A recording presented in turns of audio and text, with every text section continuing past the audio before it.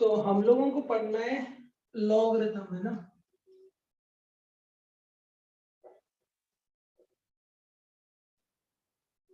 यहाँ simple log भी बोल सकते हो, ठीक है।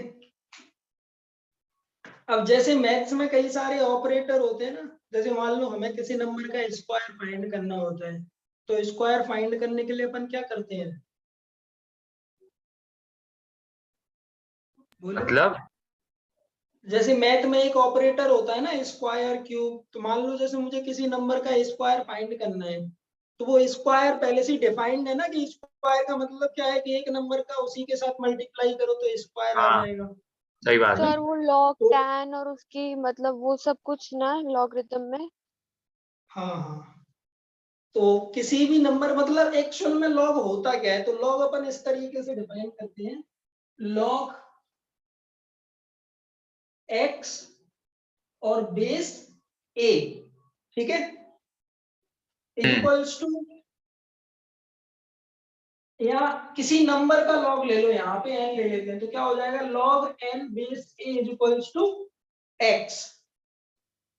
एन तो क्या है, वो नंबर है जिसका लॉग ले रहे हैं, ए क्या है, बेस, और एक्स ये वैल्यू है, उस ऑपरेटर के साथ इसकी वैल्यू क्या आ रही है। इसका सिंपल सा रिलेशन ये होता है कि a raise to the power x is equals to n, यानी लॉगरिथम का मतलब क्या है, हमें वो वैल्यू चाहिए जिसमें a raise to the power n करें, एक्स करें तो एन आ जाए, मतलब ए की पावर क्या हो कि एन के इक्वल आ जाए, इसका मतलब ये है सिंपल सा, ओके। है ना। मतलब यहाँ पे बेस ये है ना, तो बेस की क्या पावर कर दें कि एन के इक्वल आ जाए, एक्स।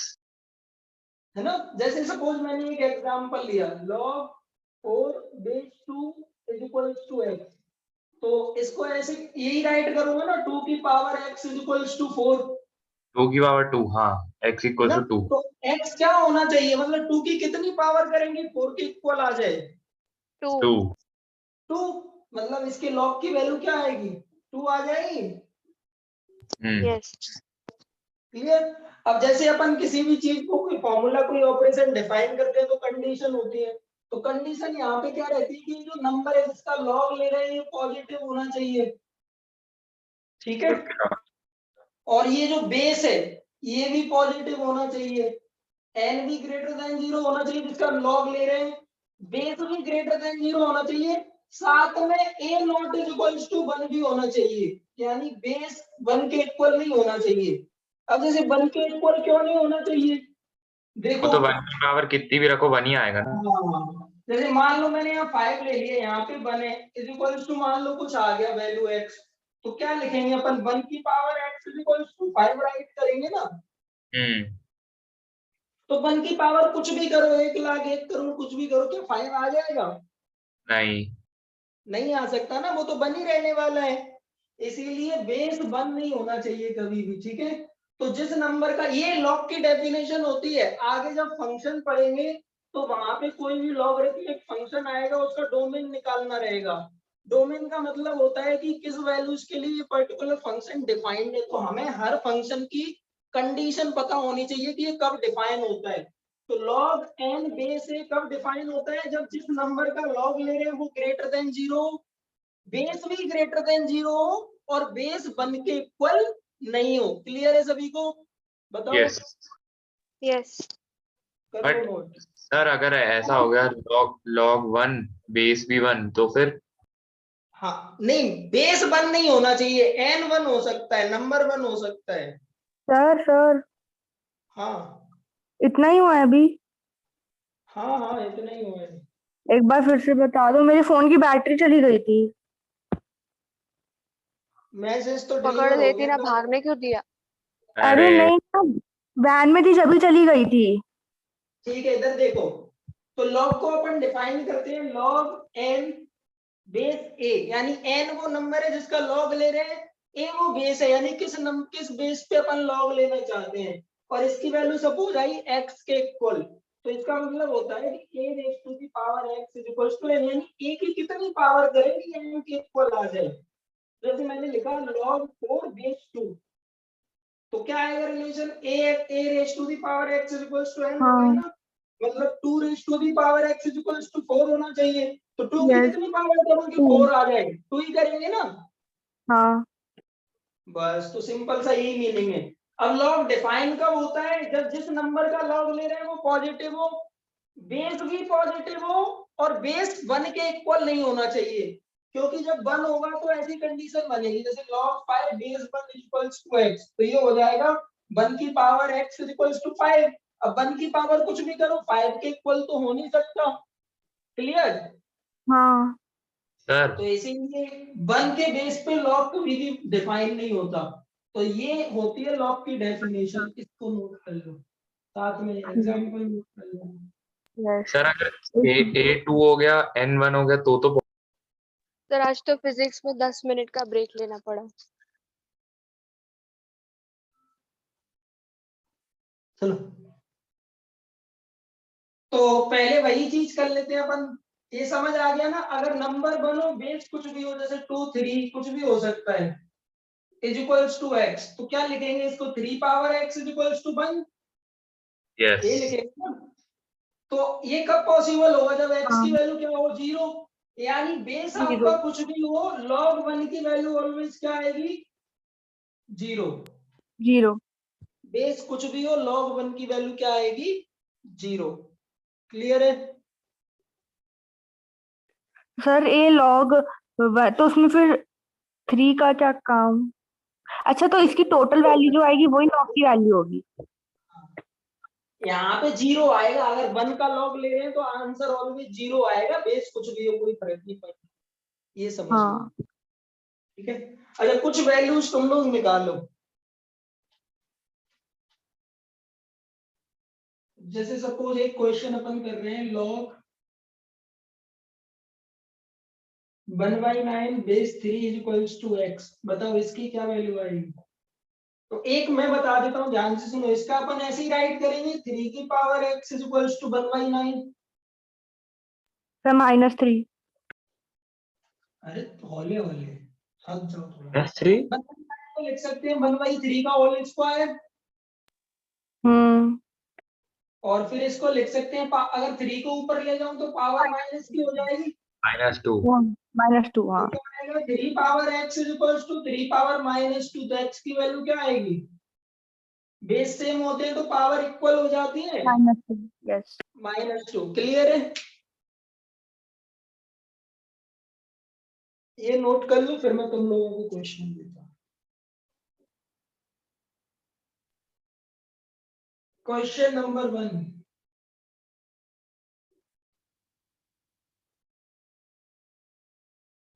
इसकी वैल्यू बताओ।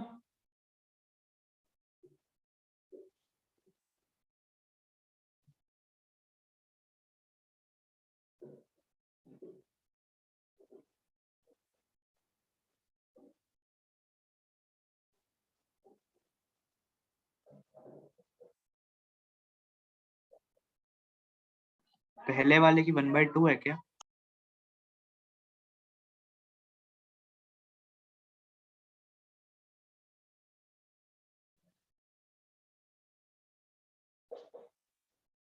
इन तीनों की वैल्यू बताओ, पहले वाले की 1/2 करेक्ट।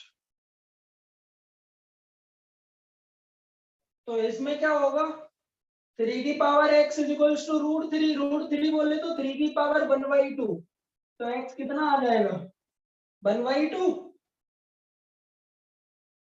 बोल दो। यस।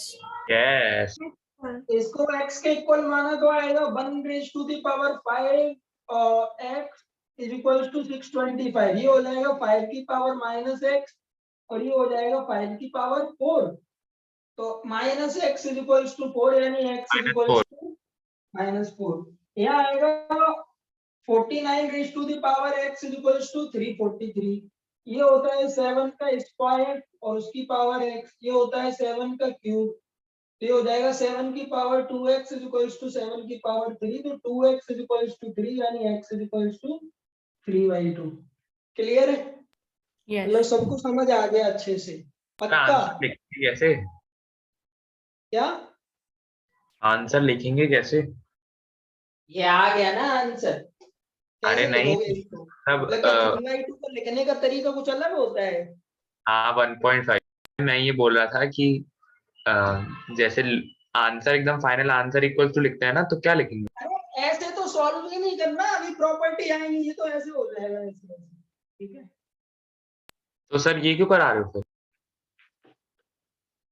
तो अपन ने डिफाइन किया कि log n बेस a, ये कब डिफाइन होता है? n greater than 0, a greater than 0 and a naught is equals to 1। तो लॉग का ग्राफ उसके बेस पे भी डिपेंड करता है, तो बेस के अकॉर्डिंग दो टाइप के ग्राफ बनते हैं। अब a naught is equals to 1 है और पॉजिटिव है, तो a पे दो कंडीशन आएंगी, या तो 0 से 1 के बीच में हो या फिर 1 से बड़ा हो। ठीक है ना, यही कंडीशन बनेगी बेस पे। यस। हाँ ये जो 0 से 1 के बीच में होता है, अब जैसे मान लो मैंने लिया log 9 और 0 से 1 के बीच में ले लिया, तो ये बेस 1/3 क्या आएगी इसकी वैल्यू, कोई बता सकता है जल्दी से? -2। माइनस में आएगी ना, हाँ माइनस में। -2। यानी नंबर जैसे ही नंबर 1 से बड़ा निकलेगा तो माइनस में आएगी। अब जैसे मैं यहाँ 1/3 ले लूं, 1 से छोटा, अब कैसी वैल्यू आएगी? 1 नहीं। 1 आएगी, प्लस की आएगी, हाँ +1। प्लस की आ रही है ना। होता सही बात। क्या है, देखो, जो जिस नंबर का लॉग ले रहे हैं और बेस अगर एक ही साइड होते हैं 1 के, यानी दोनों 0 से 1 के बीच में हो, तब तो वैल्यू प्लस देता है। अगर अपोजिट साइड में होते हैं कि एक 0 से 1 के बीच में है, एक 1 से बड़ा है, तो वैल्यू कैसी आती है लॉग की? नेगेटिव। अच्छा एक बात बताओ, एन मैंने ले लिया बहुत बड़ा, बहुत बड़ा, मान लो 1-2 लाख 4-5 करोड़ कुछ भी ले लिया, बेस अगर 3 है तो वैल्यू क्या आएगी? सर क्या? एन की वैल्यू बहुत बड़ी है, इन्फिनिटी है, बेस 2 है, 3 है, 10 है, कुछ भी है, क्या आएगी लॉग की वैल्यू? पॉजिटिव आइए। पॉजिटिव तो अच्छा आएगी, बड़ी भी पॉजिटिव। तो आएगी ना, हाँ बहुत बढ़िया। Infinitely positive. है ना। बेस 1 से बड़ा है तो, अगर बेस 1 से छोटा हुआ तो कैसी आएगी? 0। नेगेटिव आएगी। हाँ आएगी तो नेगेटिव। बड़ी पर नेगेटिव आएगी। तो होता क्या है कि जब बेस 1 से छोटा होता है तो ग्राफ इस तरीके से बनता है, और बेस 1 से बड़ा होता है तो ग्राफ इस तरीके से बनता है। 1 पे कितनी वैल्यू आती है? 0, हाँ है ना। जब x 1 होता है तो y की वैल्यू 0 ही आती है। सही बात। अब बेस 1 से छोटे पे बताना, मान लो बेस है 0.00005, ठीक है, 1 से छोटा है ये। हाँ या सिर्फ 1 से थोड़ा सा ही छोटा ले लेते हैं, 1/3 ले लेते हैं बस। ठीक है, ठीक है। और x की वैल्यू ले लेते हैं अपन इन्फिनिटी। क्या एक्स आएगी की। इसकी वैल्यू? इसकी ये तो n की। हाँ ये n चलेगा ना इस वाले एक्सिस पे, क्योंकि variable y is equals to इसका ग्राफ बना हुआ, तो यही x होगा यहाँ पे। ठीक है, सर सर माइनस समझ में नहीं आ बहुत रहा बड़ी है। वैल्यू आएगी। माइनस माइनस में इन्फिनिटी बहुत आएगी बड़ी सर। आएगी, तो हाँ मतलब माइनस। जब x बढ़ रहा होगा तो ये माइनस में बहुत बड़ा आएगा, और जब x छोटा हाँ होगा तब प्लस में आएगा बहुत बड़ा। क्या क्या। उल्टा ही तो होगा ना हाँ ये उसका। क्या बोल। आपने बोला कि जब x की वैल्यू बहुत बड़ी होगी तो इसकी वैल्यू माइनस में आएगी बहुत छोटी, मतलब y नेगेटिव साइड में आएगा ना। हाँ हाँ तो मतलब ग्राफ कैसा बनेगा? इस तरीके से। हाँ ठीक है, बढ़ती जाएगी वैल्यू।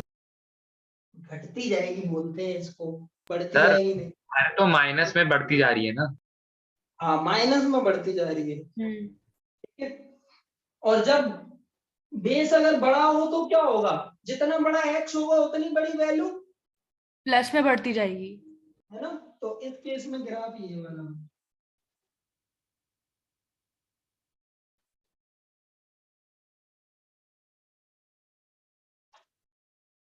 ये कब है जब बेस 0 से 1 के बीच में, ये कब है जब बेस 1 से बड़ा है। ये दोनों ग्राफ। बेस नेगेटिव हो गया। अरे ये डेफिनेशन भूल गए क्या? अरे हाँ सॉरी। तो बेस नेगेटिव नहीं होता, बेस 1 के इक्वल के नहीं होता, बेस पॉजिटिव होता है। कर लो नोट। ठीक। यहाँ पे देखो x की वैल्यू 1 पुट करूंगा, किसी भी 1 पे तो कोई भी बेस हो 0 ही आएगी दोनों ग्राफ में।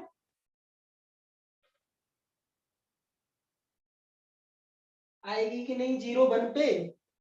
हाँ हाँ 1 पे तो हमेशा 0 होगा। लॉग तो 0 ही होता है ना।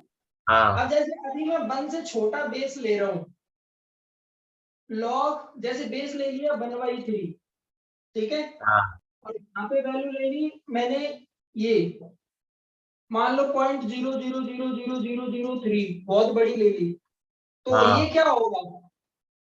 दोनों 0 के एक ही साइड है, वैल्यू पॉजिटिव आएगी। एक्स की वैल्यू नेगेटिव आएगी ना। इस लॉग की वैल्यू मतलब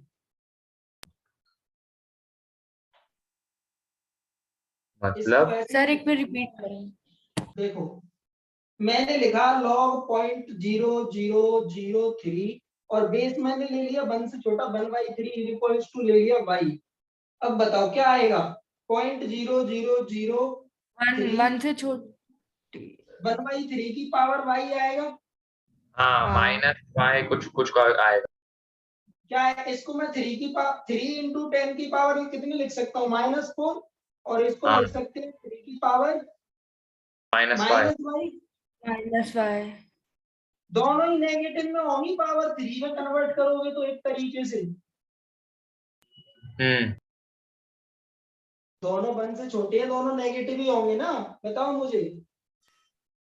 यस x और y की बात हो रही है ना। सॉल्व करने के हिसाब से ले लेते हैं, इसको मैं ले लेता हूँ 1/3 की पावर 5 ले लेता हूँ, ठीक है। हाँ ठीक है। अब क्या आएगा? 1/3 की power y is equals to 1/3 की पावर 5, मतलब y पॉजिटिव आएगा। हाँ तो ग्राफ ऐसा ही जाएगा ना, जितना छोटा लोगे बेस और नंबर जितना छोटा होता जाएगा उतना ही ऊपर जाएगा ग्राफ, अच्छा। ठीक है। ओ हाँ हाँ समझ गया। जैसे ही जैसे होता क्या है कि नंबर बड़ा हो 1 से और बेस छोटा हो तो दिक्कत क्या होगी? जैसे नंबर बड़ा ले लिया मैंने 1 से, अभी बेस अपन छोटा ले रहे हैं जैसे 1/3 और नंबर बड़ा ले लिया 3 की पावर 4। अब इसको y के इक्वल एज्यूम करो, क्या आएगा? 1/3 की पावर y इक्वल्स टू 3 की पावर 4। इसको लिखूंगा 3 की power -y -4। Equal to minus 3। Four. तो y माइनस में आएगा ना, -4। इसलिए ग्राफ क्या बन रहा है? नीचे बन रहा है। देखो जैसे ही 1 से आगे निकल रहे हैं x पे y नेगेटिव आने लग गया। सिमिलर तरीके से इधर देखेंगे, 1 पे तो 0 ही आएगा, 1 से छोटे पे आएगा ये नेगेटिव में, 1 से बड़े पे पॉजिटिव में। अब बस इतना सा बताओ मेरे को, इस ग्राफ को मैं ओवरऑल देखूं, जैसे पूरी एक्स एक्सिस पे अपन मूव कर रहे हैं -x +x, ये घट रहा है या बढ़ रहा है? ये माइनस घट में रहा बढ़। हाँ मतलब अरे घट रहा है। नॉर्मल बताओ, डिक्रीज ही हो रहा है ना हमेशा, हाँ घट घट रहा रहा है। है। नीचे ही चलता जा रहा है ना। जब कोई ग्राफ लगातार घटता जाता है तो उसको बोलते हैं डिक्रीजिंग। और ये कैसा है? इंक्रीजिंग। बढ़ता जा इंक्रीजिंग। रहा है, इसको क्या बोलेंगे? इंक्रीजिंग, सही बात। ठीक है। अब इंक्रीजिंग और डिक्रीजिंग ग्राफ से एक और चीज पता चलती है, समझने वाली होती है, यहाँ पे समझना। 2x की वैल्यू ली मैंने, एक यहाँ पे ले लिया x1 और एक यहाँ पे ले लिया x2। ये ग्राफ कैसा है? डिक्रीजिंग है, दिख रहा है सभी को, घट रहा है। इस वाले x पे y की वैल्यू आएगी ये वाली, और इस वाले x पे y की वैल्यू आएगी ये वाली। इसको मान लेते हैं y1, इसको मान लेते हैं y2। पहले तो ये बताओ x1 x2 में कौन बड़ा होगा? x2। x2 greater than x1 होगा। और y1 y2 में कौन बड़ा होगा? y1 y1। y1 क्यों बड़ा होगा? होगा ना। हाँ सर। अच्छा ओ हाँ हाँ। तो डिक्रीजिंग ग्राफ में क्या होता है? जैसे जैसे x की वैल्यू बढ़ती है y की वैल्यू घटती कम हो है, जाती है, एक दूसरे के अपोजिट चलते हैं, समझ गए? Inversely proportional. हाँ, अब इसमें देखो, इसमें मैंने यहाँ x1 ले लिया, यहाँ x2 ले लिया, इस x1 पे y की वैल्यू आई ये वाली y1 और इसकी वैल्यू y x की है y2। तो क्या होगा, अगर x2 बड़ा है x1 से तो क्या होगा, y2 भी बड़ा ही होगा, y2 बड़ा होगा, दोनों बढ़ेंगे। मतलब इंक्रीजिंग ग्राफ में क्या होता है, Directly जैसे proportional. जैसे x की वैल्यू बढ़ाते जाते हैं y की वैल्यू भी बढ़ती बढ़ती जाती है। जाएगी। क्लियर है, ग्राफ समझ आ गया सर सभी यहाँ को? पे x वही है ना जो पिछले वाले उसमें आपने n लिख के रखा था। ये हाँ, ये x लिखा है ना यहाँ पे, ये x है, n के प्लेस पे जो नंबर होगा उसको वेरिएबल ले हाँ। रहे हैं, क्योंकि बेस तो फिक्स हो जाएगा हाँ। एक बार, कोई बदलेगा ना। कर लो नोट। और ये चीज भी समझ लेना, ये फंक्शन में फिर से काम आएगी। अगर कोई भी फंक्शन डिक्रीजिंग होता है मतलब x की वैल्यू बढ़ने पे y की वैल्यू कम हो रही है, इंक्रीजिंग होता है मतलब x की वैल्यू बढ़ने पे y भी बढ़ रहा है। क्लियर? तो ये x को फंक्शन बोलते हैं। नहीं, y को फंक्शन बोलते हैं x का, y is equals to function of x। Function यहाँ पे क्या है, लॉगरिथम, लॉग फंक्शन है।